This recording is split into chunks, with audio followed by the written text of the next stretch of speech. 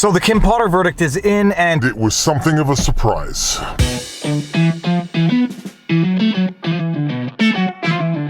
Viva Frei, Montreal litigator turned YouTuber, and this is Winnie the Westie, and the Kim Potter verdict just came down, and it was something of a surprise. She was found guilty on first-degree manslaughter and second-degree manslaughter.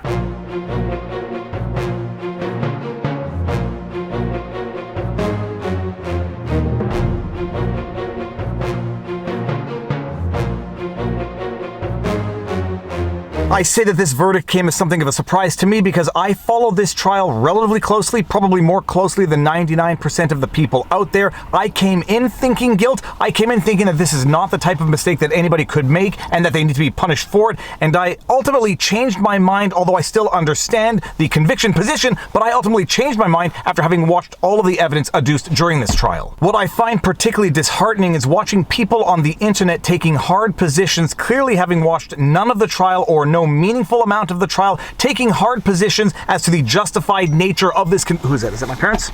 That's my mother.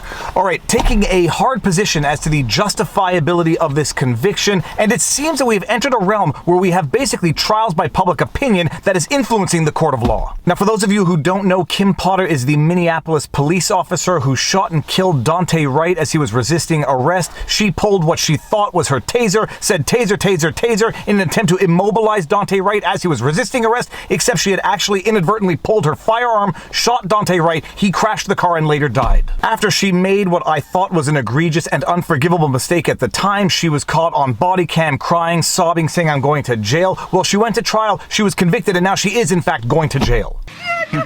You're okay, take a breath, okay?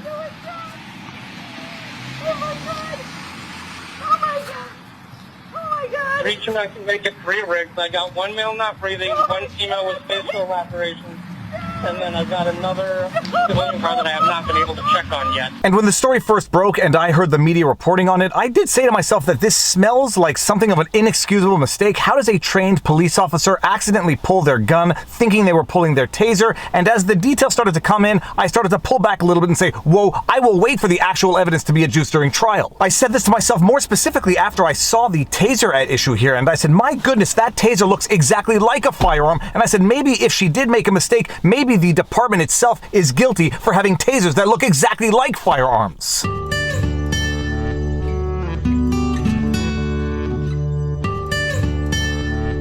And I say this not as somebody who reflexively defends the police by any means. I will criticize the police when they deserve criticism, like that time they pepper sprayed the guy in the face at a Tim Hortons in Canada because he wasn't wearing his mask. Then you see the cop who just pepper sprayed this guy in the face, getting him in a chokehold and taking him to the ground. And if it looks like I'm smiling, I'm sorry. I don't find anything about this funny. This is outrageous. But I will also defend the police when they deserve to be defended, like that time that police officer shot the girl who was about to stab another girl. So I have no vested bias for or against police officers, although I am inclined to think that people who defend the peace do deserve the benefit of the doubt, although they do deserve criticism when they pepper spray someone in the face for not wearing a mask on the basis of alleged health guidelines. Okay, setting that aside, I said I'm going to pull back, wait for the trial, and even more interesting evidence came out at trial. Now, the bottom line in this case is that everyone admits that Kim Potter screwed up. She made a mistake and it cost somebody their life, and you don't just get to wash your hands and say, it was a mistake, I killed someone, but I don't go to jail because it was a mistake. The question in this case was her mistake a criminal mistake? Was her mistake manslaughter? Now, I followed this trial pretty thoroughly, not as thoroughly as Nick Rekieta, who was live streaming it day in and day out for 3 weeks, but I was watching it, I was watching the highlights, I was watching the analysis, I was watching other lawyers respond to this because I am a mere Canadian lawyer.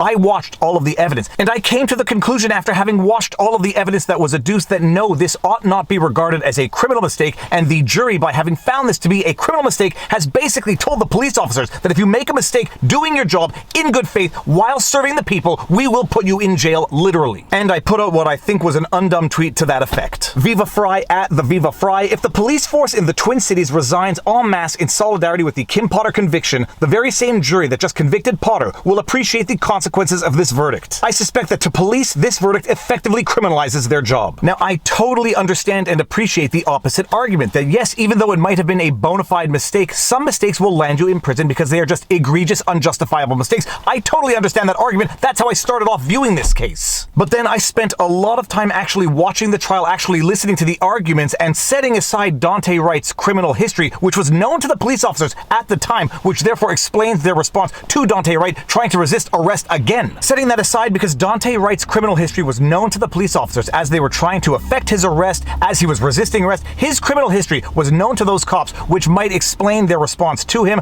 unlike, say, in the Rittenhouse case, where the criminal histories of the 3 people that Rittenhouse shot were not known to Rittenhouse, so it could not have influenced his decision. But my goodness, had the media reported that to the general public, it might have sensitized the general public to the fact that the 3 people who violently assaulted Rittenhouse were not angels in the woods. That's not even the right expression. But setting aside Daunte Wright's criminal history, which was known to the police officers at the time, what I didn't know is that Kim Potter would have been justified in using lethal force regardless.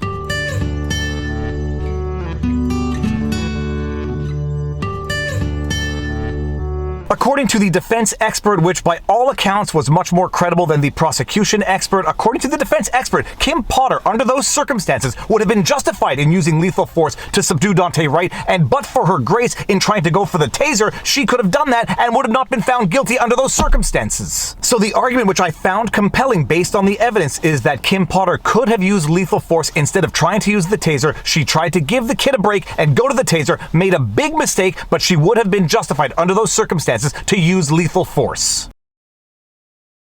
The other argument that was adduced in defense, which I also found somewhat compelling, is that this mistake is not quite as egregious, it's not quite as out there as one might think. These are things that happen to people in the heat of the moment, and my goodness, it's going to tell other police officers, don't try to go for your taser when someone's resisting arrest, just go for the gun reflexively. So this conviction is actually going to achieve 2 results, neither of which are good. On the one hand, it's going to criminalize legitimate mistakes made on the job. Now, no one out there denies that this was a legitimate mistake, it's just that the prosecution says it was a criminally negligent mistake, whereas the defense says it wasn't. But both sides recognize that this was a genuine bona fide mistake under the circumstances. Kim Potter did not do this on purpose, but what this conviction does basically is say, if you make a mistake on the job while serving the people, we are going to put you in jail, police officers. Maybe that is the outcome some people want, maybe that's the outcome some people think is justified under the circumstances, and I would understand that position. The only issue is going to be, what do you think that's going to do to people willing to serve as police officers? The jury is basically saying, if you want to be a police officer and you ever get into a heated moment where someone who you know has a violent criminal history is resisting arrest and you screw up and it leads to his death, we are going to put you in jail. Well, that's going to deter a lot of people from becoming police officers. Maybe I'm just projecting and speaking for myself, but it would certainly deter me from ever wanting to become a police officer. And the other unfortunate and almost paradoxical consequence that this conviction is going to ensure is that police officers are not going to reach for their taser the next time. They're just going to go straight to lethal force and avoid any miscommunications or accidents in the first place. So while I understand the argument to the contrary, I started off that way. I followed this trial very closely. I saw the evidence that was adduced, and it changed my mind and it changed my prediction, so I'm somewhat surprised with this conviction. What I find disheartening is to see the amount of people on social media, on the internet, expressing a hard opinion in the face of absolute ignorance. There are people out there who don't even know what they don't know. They don't even know what was adduced as evidence in the context of this trial, and they are taking a hard but ignorant position, and it's just really...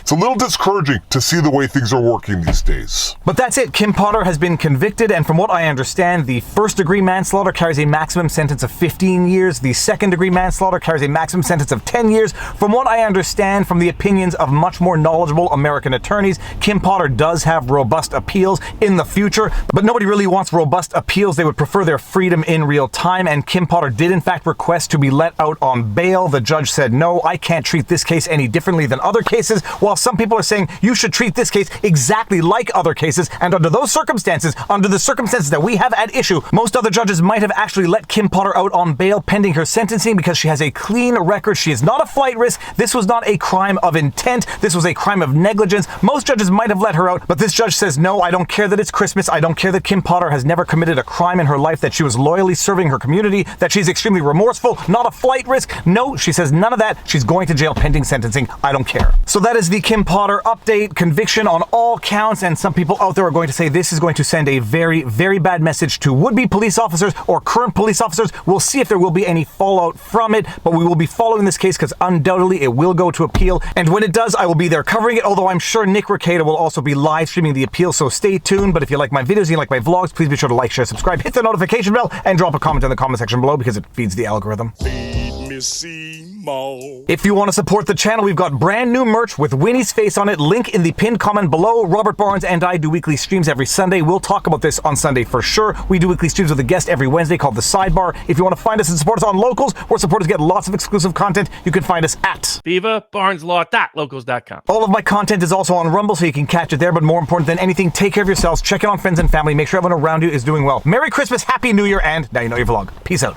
Booyah! Actually, I guess we have more time until New Year's.